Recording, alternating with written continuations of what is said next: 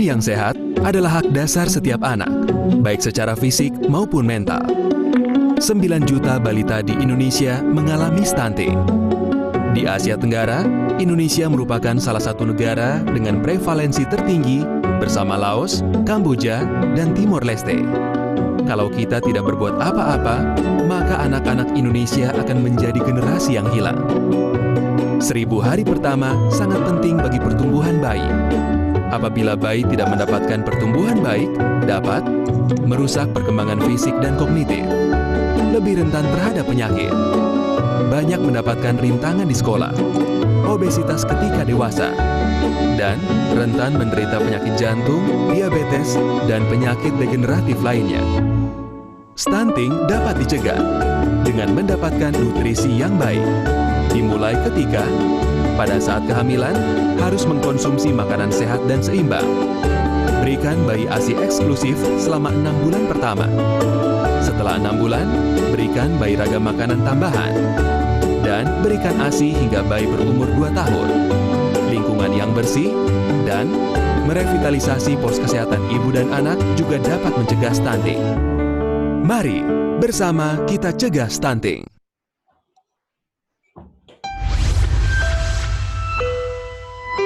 Bahaya stunting mengancam anak-anak dan bangsa kita.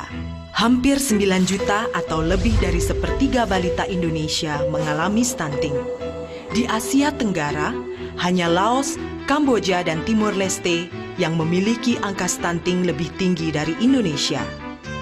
Jika situasi ini dibiarkan, mereka bisa menjadi generasi yang hilang. Stunting adalah ketika balita lebih pendek dari standar tinggi badan seumurnya. Stunting disebabkan oleh kekurangan gizi dalam waktu yang lama pada 1000 hari pertama kehidupannya dari janin sampai anak berusia 2 tahun. Perkembangan otak dan fisik pada balita stunting menjadi terhambat. Mereka rentan terhadap penyakit. Akibatnya, anak stunting cenderung sulit berprestasi. Ketika dewasa, anak stunting mudah mengalami kegemukan sehingga beresiko terkena penyakit jantung, diabetes, dan penyakit tidak menular lainnya. Kelak di usia produktifnya, anak stunting berpenghasilan 20% lebih rendah daripada mereka yang tumbuh optimal. Stunting dapat menurunkan produk domestik bruto negara sebesar 3%. Bagi Indonesia, kerugian akibat stunting mencapai sekitar 300 triliun rupiah per tahun. Namun, masih ada harapan dan jalan keluar. Stunting bisa dicegah dengan memastikan kesehatan dan kecukupan gizi pada 1000 hari pertama kehidupan. Dimulai dari janin sampai anak berusia 2 tahun. Ini bisa dicapai bila ibu hamil makan makanan yang bergizi seimbang, terutama makanan bersumber protein hewani agar janin sehat dan bayi lahir selamat. Ibu memberi bayinya ASI saja selama 6 bulan pertama, lalu melanjutkan dengan memberi makanan pendamping ASI dengan jumlah, frekuensi, dan keberagaman yang cukup. Mereka juga harus tinggal di lingkungan yang bersih, di mana setiap orang menggunakan jamban sehat. Agar kondisi ini terwujud, keluarga dan masyarakat perlu dukungan. Pemerintah perlu merevitalisasi posyandu sebagai sarana pendidikan gizi dan pemantauan tumbuh kembang balita. Melatih para petugas kesehatan dan kader agar mampu mendidik masyarakat. Memberi tablet tambah darah untuk ibu hamil, serta vitamin A dan obat cacing untuk balita. Memfasilitasi masyarakat agar setiap keluarga memiliki dan menggunakan jamban sehat, serta mendidik masyarakat agar dapat mengolah dan menyimpan air minum yang aman. Semua program ini adalah investasi yang sangat menguntungkan. Jika angka stunting dapat diturunkan, pertumbuhan ekonomi bisa ditingkatkan. Investasi untuk mencegah stunting menjanjikan keuntungan 48 kali lipat. Artinya, jika kita berinvestasi 100 juta saja, keuntungannya bisa mencapai 4,8 miliar. Jadi, tunggu apa lagi? Siapapun Anda, pemerintah pusat atau daerah, anggota DPR atau DPRD, orang tua, tokoh agama dan masyarakat, petugas kesehatan, pengusaha, atau wartawan harus mulai berperan aktif dalam mencegah stunting. Ayo, pastikan pastikan anak-anak kita tumbuh tinggi dan berprestasi tinggi.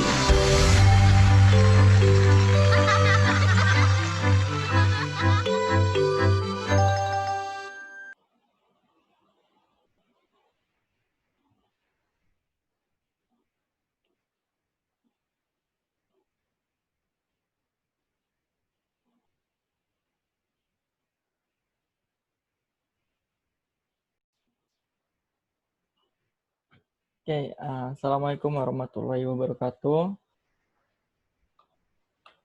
Halo Sobat Sehat di Kampung Kasai, jadi kembali ke Ngobrol Pintar. Kali ini kita akan membahas terkait stunting. Ini kira-kira Sobat Sehat di Kampung Kasai sudah tahu belum bagaimana cara mencegah stunting dan apa itu stunting? Ya. Slogan yang saat ini disebarkan adalah cegah stunting itu penting. Oke. Sebelumnya perkenalkan, saya Kevin Sanjaya, mahasiswa Fakultas Kedokteran Universitas Mula Warman. Saat ini sedang KKN di Kampung Kasai. Oke, jadi pada agenda kali ini kita akan membahas terkait apa itu tumbuh kembang, stunting, dampak dari stunting, dan bagaimana mencegah stunting. Ya. Jadi, tumbuh kembang itu adalah sebuah proses. Jadi untuk pertumbuhan sendiri adalah proses bertambahnya jumlah dan besarnya sel tubuh. Nah, ini kita lihatnya itu dari bertambahnya tinggi badan, lalu berat badan, dan lingkar kepala. Jadi diukur tinggi badannya, berat badan, serta lingkar kepala. Sedangkan untuk perkembangan adalah bertambah sempurnanya fungsi alat tubuh melalui proses pematangan dan belajar. Jadi, misalnya dulu tidak bisa berbicara, sekarang bisa berbicara, kemampuan verbalnya, lalu kemampuan fisiknya, keterampilannya, misalnya sekarang bisa berenang. Kalau dulu masih kecil kan tidak bisa berenang, lalu dia mulai memiliki ide-ide yang kreatif. Itu adalah contoh perkembangan. Nah, ada 3 kebutuhan dasar yang harus dipenuhi untuk memastikan tumbuh kembang anak itu menjadi optimal, yaitu ada ASA, ASI, dan ASU. Nah, ASA sendiri merupakan kebutuhan fisik biologis, jadi itu seperti nutrisi yang seimbang, lalu bermain, imunisasi, dan kesehatan. Itu harus terpenuhi kebutuhan fisik biologis atau ASA. Lalu untuk ASI sendiri adalah kebutuhan kasih sayang dan emosi. Contohnya itu diperhatikan, anak selalu diperhatikan, lalu memberi rasa aman dan memberikan kegembiraan kepada anak. Sedangkan untuk ASU adalah kebutuhan stimulasi. Jadi kita memberikan stimulasi pada anak. Misalnya kita stimulasi berbicara, lalu stimulasi anak supaya bisa mandiri, kreatif, lalu stimulasi terkait spiritual dan moral di anak itu sendiri. Nah, stunting itu apa sih? Jadi stunting ini adalah kondisi gagal tumbuh pada anak balita akibat kekurangan gizi kronis, terutama dalam 1000 hari pertama kehidupan. Jadi stunting ini salah satu kelainan akibat tumbuh kembang yang tidak optimal, seperti itu. Nah, ini contoh foto yang di sebelah kanan ini adalah sebuah gambaran, kita bisa melihat secara nyata perbedaan anak yang stunting dengan yang tidak stunting. Jadi sama-sama usianya 40 bulan. Dan ketika kita lihat tinggi badannya itu sangat berbeda seperti itu. Untuk yang Nancy, yang foto sebelah kanan, tinggi badannya hanya 85,7 cm. Sedangkan untuk Lani itu 98 cm. Padahal umurnya sendiri itu tidak jauh beda. Jadi, namun selisih tinggi badannya itu sangat jauh berbeda, yaitu kurang lebih 13 cm. Ini salah satu yang bisa kita lihat secara nyata, seperti itu, kondisi stunting. Nah, Indonesia sendiri saat ini merupakan negara dengan peringkat stunting kelima tertinggi di dunia. Sedangkan untuk di Indonesia sendiri, kita bisa lihat di Kalimantan, hampir seluruh Pulau Kalimantan itu prevalensi atau jumlah bayi balita yang stunting itu berkisar 30-40%. Tentunya ini sangat banyak. Nah, seperti yang sudah dijelaskan sebelumnya bahwa stunting adalah gangguan atau kondisi gagal tumbuh pada anak balita akibat kekurangan gizi yang terjadi secara kronis. Jadi kekurangan gizinya itu berlangsung secara lama, tidak tiba-tiba muncul. Lalu sehingga anak ini menjadi lebih pendek untuk usianya. Jadi tinggi badannya itu tidak optimal, tidak sesuai dengan usianya. Nah, kekurangan gizi ini biasanya terjadi sejak dari bayi dalam kandungan dan pada masa awal kehidupan setelah lahir. Tapi baru tampak setelah anak berusia 2 tahun. Jadi itu penting sekali, 1000 tahun pertama kehidupan.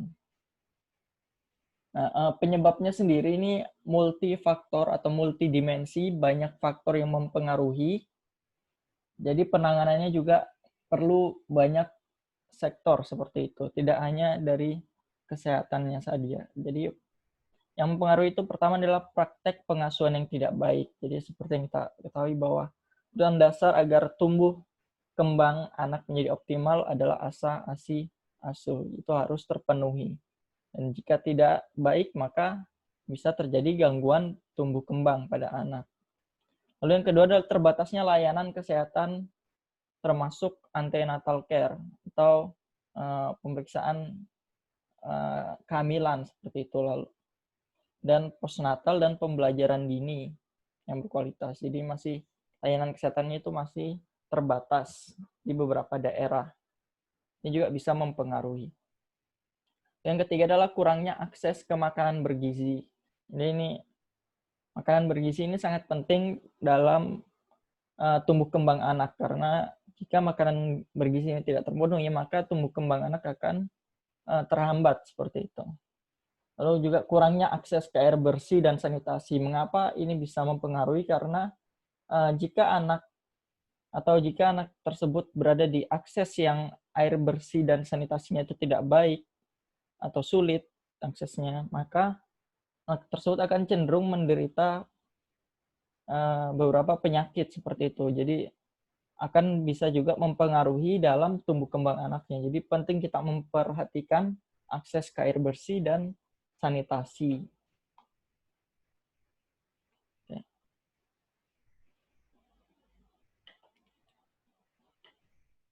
Ya, ini dampak stunting bagi keluarga dan negara di Indonesia. Jadi bisa dilihat bahwa ini di foto ini, gambar ini ada 2 gambar.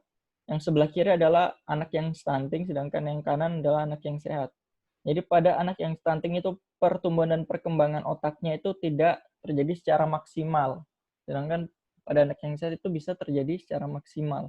Sehingga dampaknya itu selain gagal tumbuh atau tinggi badannya itu rendah, maka juga terjadi hambatan perkembangan pada kognitif dan motorik si anak. Jadi bisa menurunkan prestasi anak juga dan sebagainya. Lalu juga bisa menimbulkan gangguan metabolik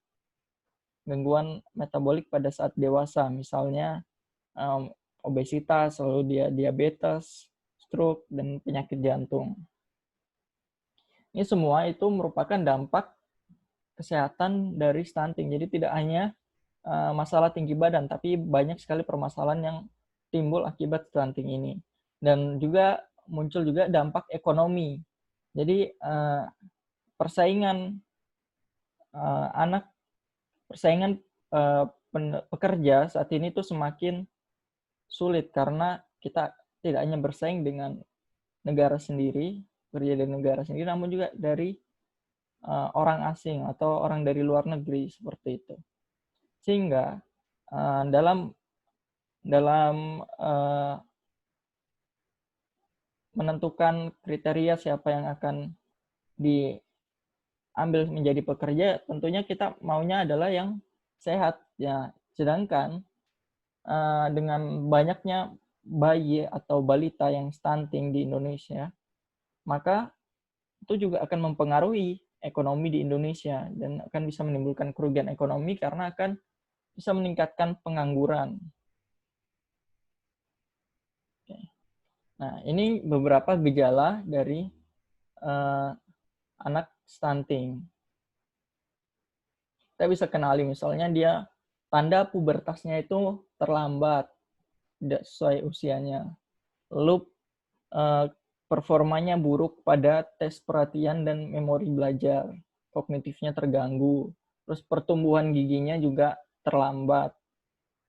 Usia 8-10 tahun, anak menjadi lebih pendiam, tidak banyak melakukan kontak mata, lalu pertumbuhannya juga melambat, tidak sesuai usianya. Wajah tampak lebih muda dari usianya. Itu merupakan ciri-ciri anak stunting.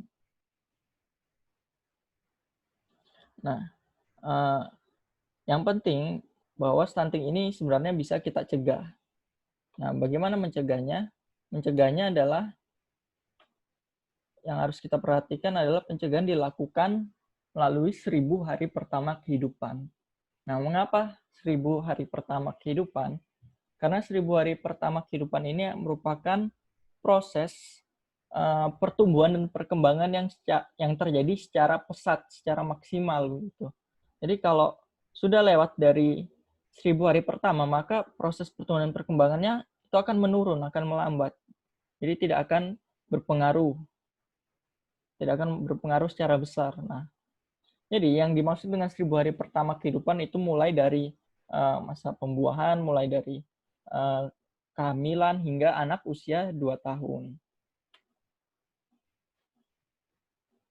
Jadi yang harus dioptimalkan pada 1000 hari pertama kehidupan ini adalah gizi yang tepat dan pencegahan penyakit sehingga tumbuh kembang optimal dan bisa mencegah stunting.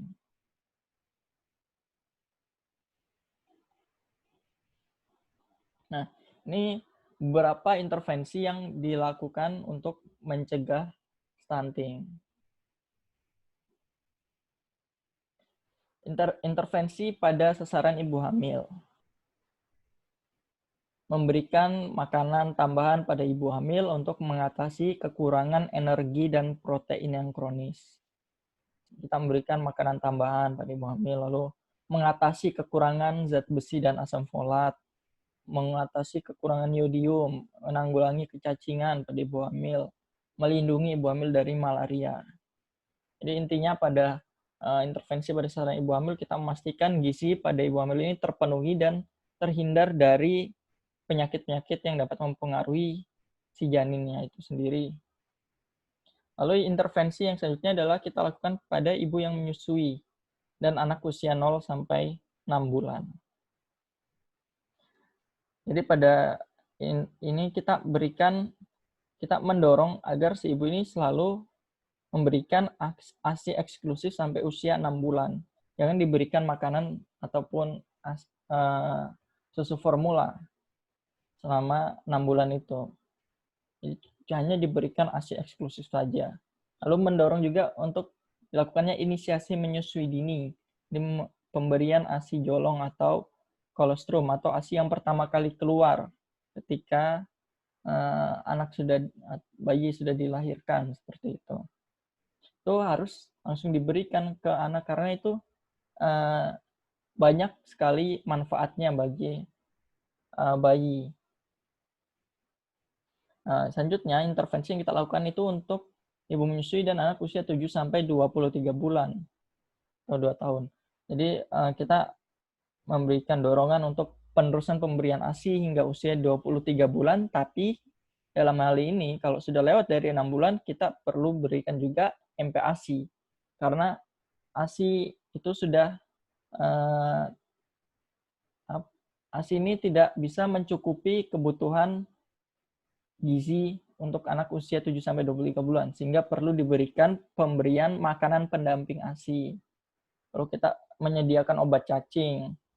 menyediakan suplemen zinc, melakukan fortifikasi zat besi ke dalam makanan, perlindungan terhadap malaria, imunisasi lengkap, mencegah dan memberikan pengobatan diare. Ya.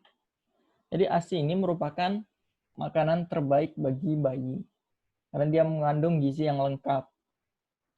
Jadi semua gizi yang diperlukan selama usia 0 sampai 6 bulan itu ada di ASI, sehingga cukup kita memberikan ASI eksklusif untuk bayi usia 0 sampai 6 bulan. Nah, berikan juga ASI yang pertama keluar dan berwarna kekuningan atau kolostrum. Jangan memberikan makanan atau minuman selain ASI. Dan susui bayi sesering mungkin. Susui setiap bayi menginginkan. Paling sedikit 8 kali sehari.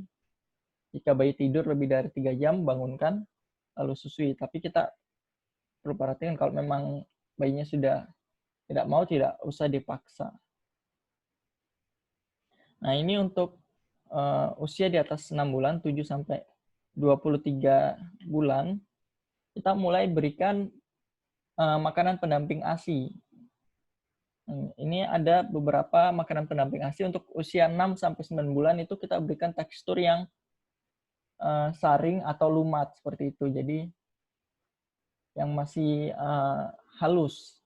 Lalu untuk usia 9 sampai 12 bulan kita berikan makanan pendamping ASI-nya itu yang mulai agak bertekstur. Itu misalnya cincang halus, lalu cincang kasar, lalu finger food. Jadi kita sesuaikan dengan perkembangan si anak juga untuk makanan pendamping ASI-nya, mulai dari yang halus hingga memiliki tekstur.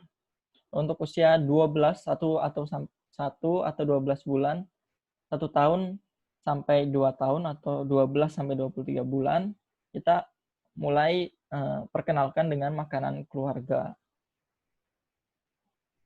Nah, ini yang perlu diperhatikan bahwa ketika kita ingin memberikan MPASI atau makanan pendamping ASI itu, kita harus memperhatikan beberapa tanda. Yang pertama, anak harus dapat duduk dan menahan kepalanya sendiri dengan tegap. Lalu menunjukkan ketertarikan terhadap makanan dan mulai mencoba meraih makanan. Jadi kalau misalnya kita lagi makan, dia mulai memperhatikan piring kita kayak gitu. Lalu menunjukkan tanda-tanda lapar dan tidak tenang walaupun ibu telah memberikan ASI secara rutin. Jadi 3 tanda itu merupakan tanda-tanda bahwa anak ini memang benar sudah siap untuk diberikan MPASI. Tekstur MPASI sendiri mulai dari yang puri itu atau puri ini tadi adalah saring, itu makanan yang dihaluskan hingga menjadi bubur kental. Lalu kalau mash itu yang halus, ya yang dilumat. Jadi makanan yang dilumatkan hingga halus. Lalu mince ini makanan yang cincang halus, chop makanan cincang kasar, lalu finger food makanan yang dapat dipegang oleh anak. Lalu makanan keluarga. Ini ada beberapa hal yang harus diperhatikan bahwa protein nabati dan hewani yang biasanya dari daging, telur, kalau protein hewani, kalau protein nabati dari tempe, itu diberikan sejak usia 6 bulan. Lalu telur, daging, dan ikan diberikan dalam keadaan benar-benar matang. Jangan setengah matang, karena kalau setengah matang itu ditakutkan masih ada bakteri yang hidup dan mikroorganisme lain yang hidup sehingga dapat mempengaruhi kesehatan si anak nantinya. Lalu pemberian jus buah tidak disarankan untuk anak berusia di bawah 1 tahun. Di bawah 1 tahun kita jangan memberikan jus, cukup tadi untuk karena masih usia 0 sampai 6 bulan itu hanya kita berikan ASI eksklusif saja gitu. Kalau madu juga dapat diberikan setelah anak berusia 1 tahun. Ini terkait juga dengan sistem pencernaan anak yang masih berkembang juga. Lalu pisahkan talenan yang digunakan untuk memotong bahan mentah dan bahan matang. Jangan dicampur. Lalu hindari pemberian makanan dengan kadar lemak tinggi, pemanis, penyedap rasa, tambahan. Minyak, mentega, atau santan dapat digunakan sebagai penambah kalori. Perhatikan kebersihan tangan dan peralatan dalam mempersiapkan MPASI. Itu untuk mencegah agar anak ini tidak sakit. nggak diare. Yang pastikan kebersihan tangan anak sebelum memulai makan. Nah, ini ini adalah beberapa porsi gizi seimbang. Jadi untuk anak usia 6-23 bulan, kita berikan MPASI, dan mendampinginya itu dengan makanan pokoknya presentasinya 35%, sedangkan proteinnya itu 30%, lalu sayur dan buah-buahannya 25%. Jangan kalau masih usia 6-23 bulan, kita tidak perlu memberikan sayur dan buah-buahan terlalu banyak karena malah membuat anak itu mengalami gangguan pencernaan seperti itu karena pencernaannya masih belum optimal dan kebutuhan dari energinya itu lebih tinggi dibanding kebutuhan untuk sayur dan buah-buahannya. Lalu untuk usia anak 2-5 tahun kita berikan makanan pokoknya itu nasi, kentang, singkong itu 35%. Lalu lauk pauknya proteinnya itu 35% juga, lalu sayur dan buahnya 30%. Kan untuk orang dewasa, untuk makanan pokoknya itu 1/3 piring, lalu lauk pauknya 1/6, buah-buahnya 1/6, sayurannya 1/3. Ya. Ini sanitasi, ini juga berpengaruh dalam mencegah stunting. Jadi ada 5 pilar sanitasi. Mencuci tangan menggunakan sabun, pengelolaan sampah rumah tangga, berhenti buang air besar sembarangan, pengelolaan air, minum, dan makanan rumah tangga harus dipastikan kalau makanan yang memang mentah itu harus dicuci bersih, misalnya buah dan sayuran itu cuci bersih. Lalu kalau misalnya makanan yang dimasak itu pastikan masak dengan matang.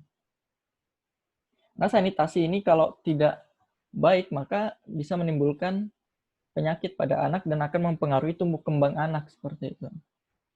Nah, ini secara garis besar langkah yang bisa kita lakukan untuk mencegah stunting. Yang pertama, ibu hamil mendapat tablet tambahan darah. Tablet tambah darah, minimal 90 tablet selama kehamilan. Lalu kita beri makanan tambahan pada ibu hamil. Lalu pemenuhan gizinya, gizi seimbang. Ingat, gizi seimbang. Lalu persalinan dengan dokter atau bidan yang ahli untuk meminimalkan terjadinya kesulitan-kesulitan selama persalinan.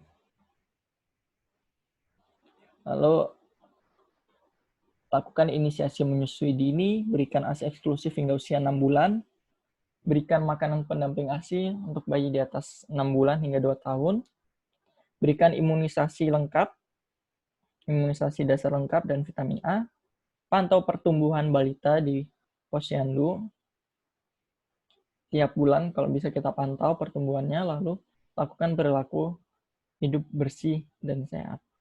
Ya. Sebagai penutup, jadi stunting ini merupakan sebuah siklus. Jika kita tidak hentikan siklus tersebut, maka akan terus terjadi. Jadi mulai dari anak stunting itu nanti dia akan tumbuh menjadi remaja yang kurang gizi. Nah, dari remaja putri yang kurang gizi ini nanti jika dia hamil, maka dia akan menjadi ibu hamil yang kurang energi, kronis atau juga kurang gizi, sehingga bayi yang lahir pun akan berat badannya lahir rendah. Maka dari bayi yang berat badan lahir rendah itu akan kembali menjadi anak stunting dan siklus ini akan terus berputar jika kita tidak memutusnya. Ingat bahwa 1000 hari pertama kehidupan itu penting untuk pencegahan stunting. Ya, ada 3 komponen utama untuk penanggulangan stunting. Mulai dari pola asuh, ASI asuh, itu harus terpenuhi. Lalu pola makannya, bagaimana pola makan untuk bayi usia 0-6 bulan, lalu 6-23 bulan, lalu 2-5 tahun. Itu memiliki porsi makan yang berbeda-beda. Dan pastikan juga air bersih dan sanitasinya terjamin. Oke. Ingat, cegah stunting itu penting. Sekian dari saya, terima kasih. Assalamualaikum warahmatullahi wabarakatuh.